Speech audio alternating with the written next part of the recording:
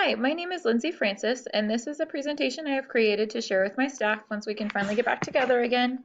The intention behind this presentation is to share some information about the Kansas standards for English language learners and help teachers understand a resource that has been created for them to utilize the standards better to serve the needs of their students in their classrooms.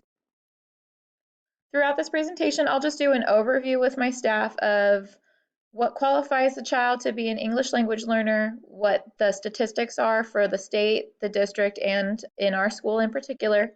And then I will present the folders to them and give them some information about what's inside.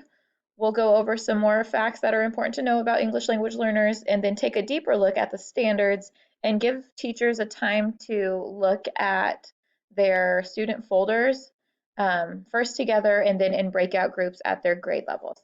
Then we'll finally come back together and wrap everything up. So just quickly going through the beginning, we'll overview what qualifies students to be English language learners. I will point out that our population of English language learners at our school is significantly higher than the percentages at the district and even higher than that at the state level as well. So it's important for us to really pay attention and make sure we're utilizing these standards to the best of our abilities.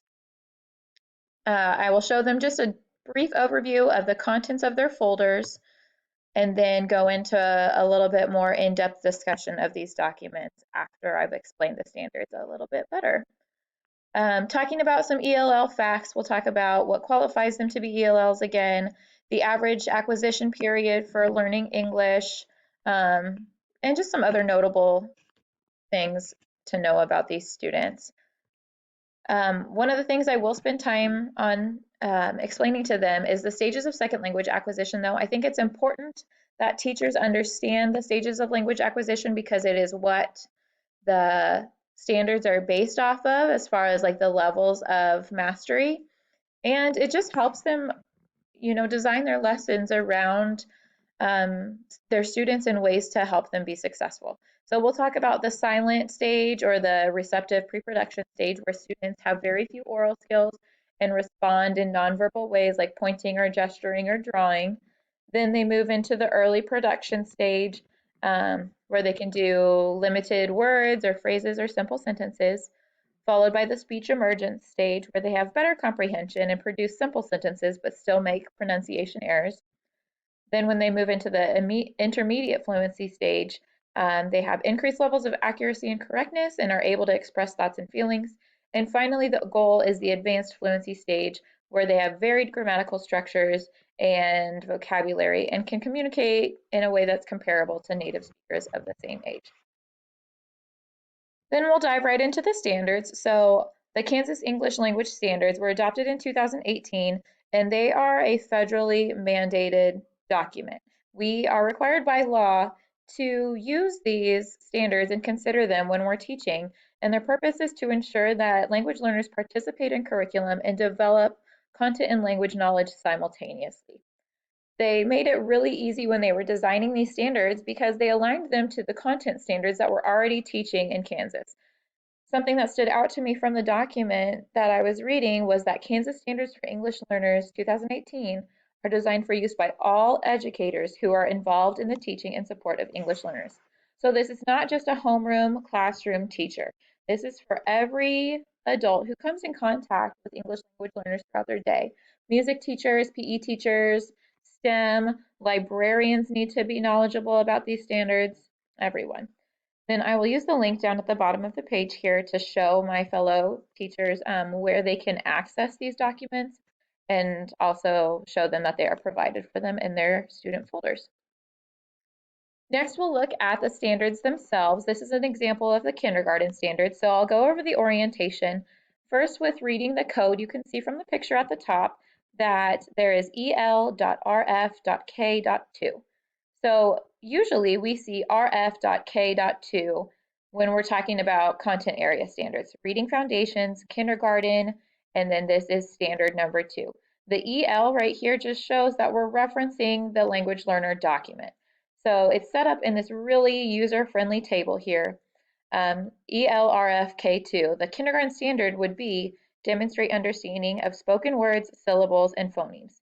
Then over here to the right, you see the 5 levels: emerging, developing, approaching, proficient, and mastery. And what they do is they take this standard and they explain what students at each level can do. They keep it very positive. We don't focus on the struggles of the students. We talk about what they can do and work to build upon that to get students to move from side to side, from level to level. And before moving on, we'll finally point out that once students reach the level 5 mastery, that is when the English learners are performing at the same level of like a native English speaking peer who is meeting grade level standards. Then we will look again at the student folder. So I'll go into more depth explaining the documents that they'll find. So for the Kansas Standards for English Learners Performance Level rubric, it's a general overview of expectations at each level, and it covers stages of language acquisition, what to expect, or what you'll see here, language that is used to communicate in social context, how students would construct meaning in reading and listening at the different levels, using language to convey ideas through writing and speaking, and then finally using language to engage in grade level content.